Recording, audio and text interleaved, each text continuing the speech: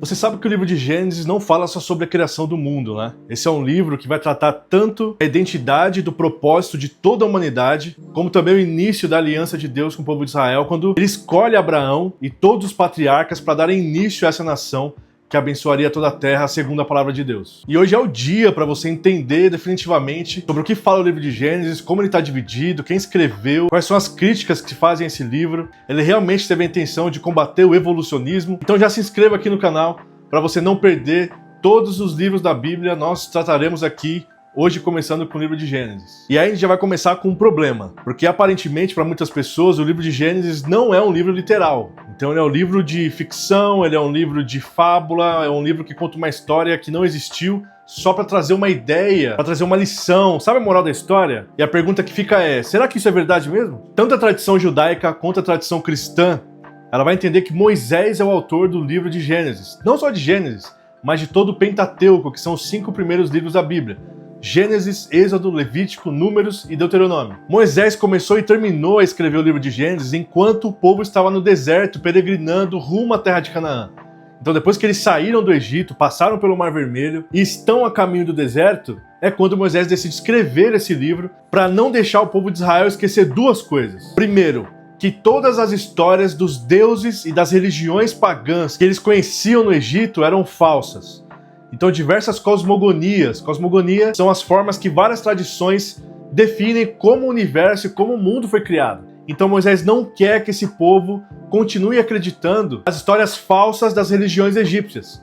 Então ele vai apresentar o Deus verdadeiro, vai relembrar o povo de Deus da aliança que ele tem com Abraão, Isaac, Jacó e toda a sua descendência, e como esse Deus, através da sua palavra apenas, criou todo o universo. Para a gente se situar aqui, Moisés está a mais ou menos 1400 anos antes de Cristo, quando ele começa a escrever.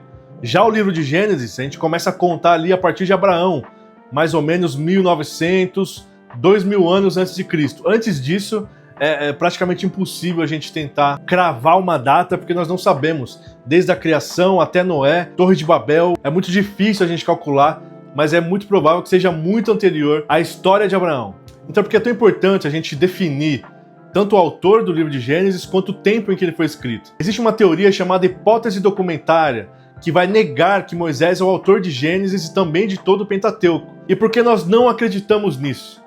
Porque existem diversos textos no Novo Testamento, Jesus se referindo a Gênesis como o livro de Moisés, lei de Moisés. Nós vemos isso em toda a Escritura, sempre a lei de Moisés. Por que isso é importante a gente definir antes de entrar no livro em si?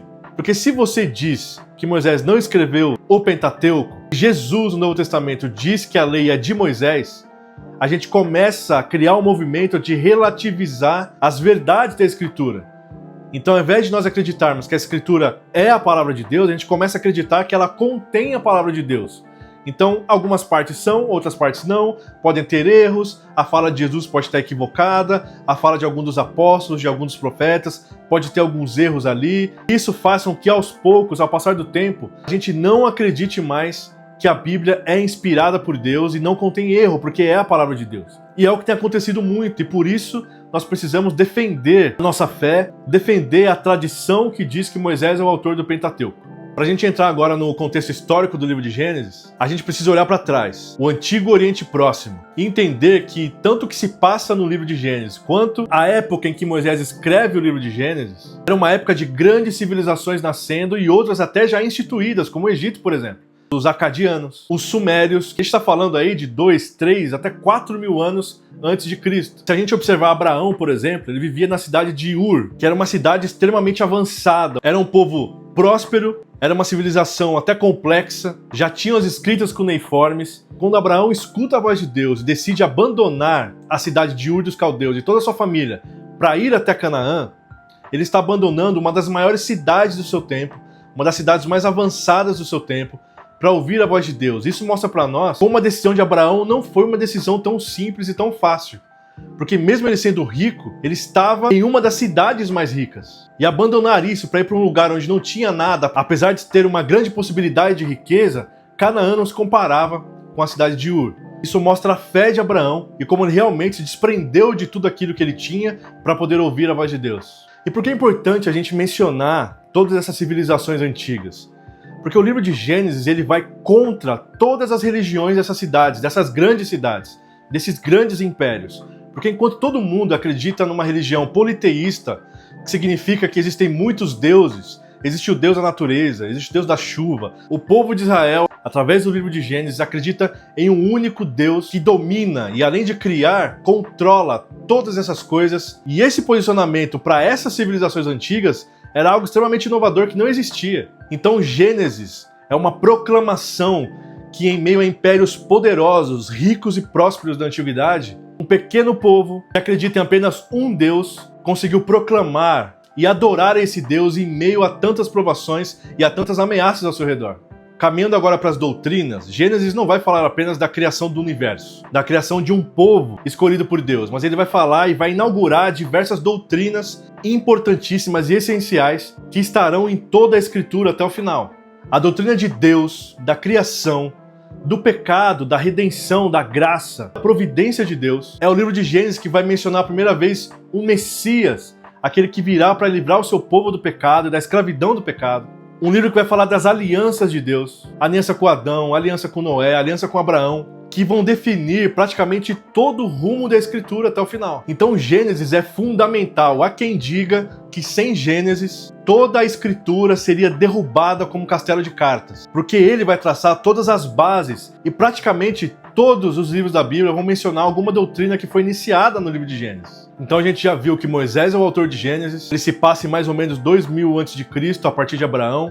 Moisés escreve em mais ou menos 1400 a.C., O objetivo dele é mostrar ao povo que existe um Deus verdadeiro apenas e que eles devem deixar de acreditar nos deuses pagãos do Egito, além de ser o primeiro a mencionar diversas doutrinas essenciais para a fé cristã.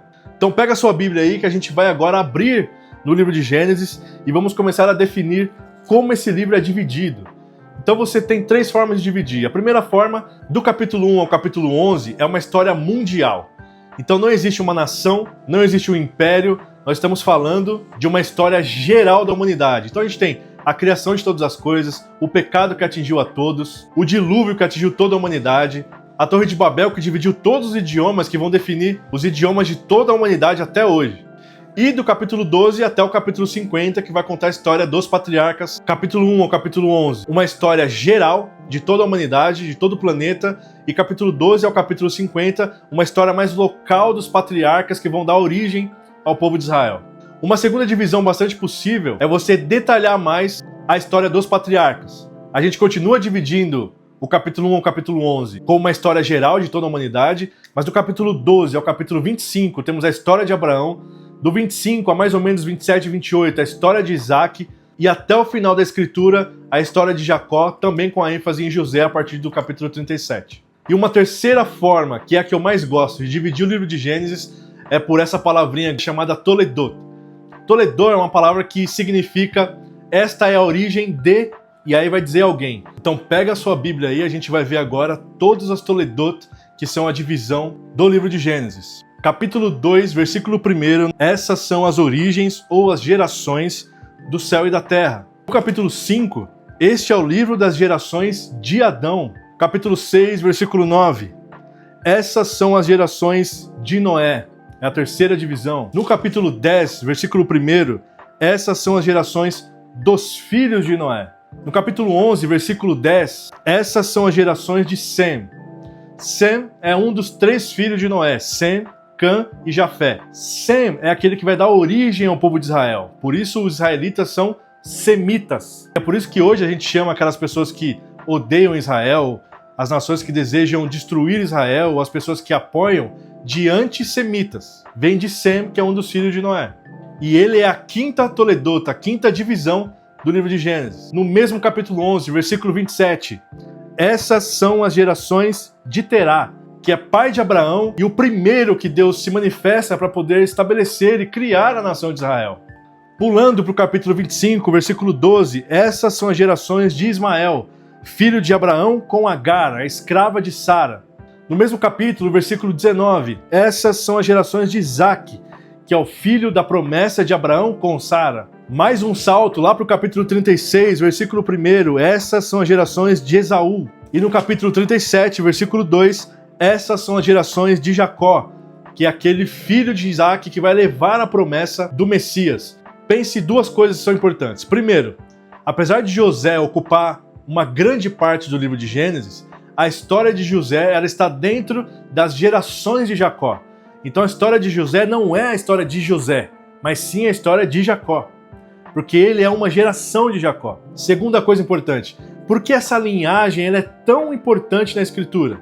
Então Deus, em Gênesis 3,15, promete a Adão que virá um que pisará a cabeça da serpente, e o que Gênesis nos apresenta é a linhagem desse um que virá para pisar na cabeça da serpente e libertar o seu povo do pecado. Por isso, enquanto você lê todo o Antigo Testamento, é extremamente importante você observar como Deus e a sua providência vem cuidando dessa linhagem. Desde Adão, nas gerações de Adão nós temos Noé, dos filhos de Noé nós temos Sem, de Sem vem Terá, que é pai de Abraão. Então vem Abraão, vem Isaac, vem Jacó. E isso é fundamental para a gente entender por que Jesus Cristo é o leão da tribo de Judá. Porque todas as tribos da nação de Israel são os filhos de Jacó, que faz parte dessa linhagem. E aquele filho de Jacó que ficou com proeminência sobre os outros, aquele que daria a sua linhagem ao Messias, é justamente Judá.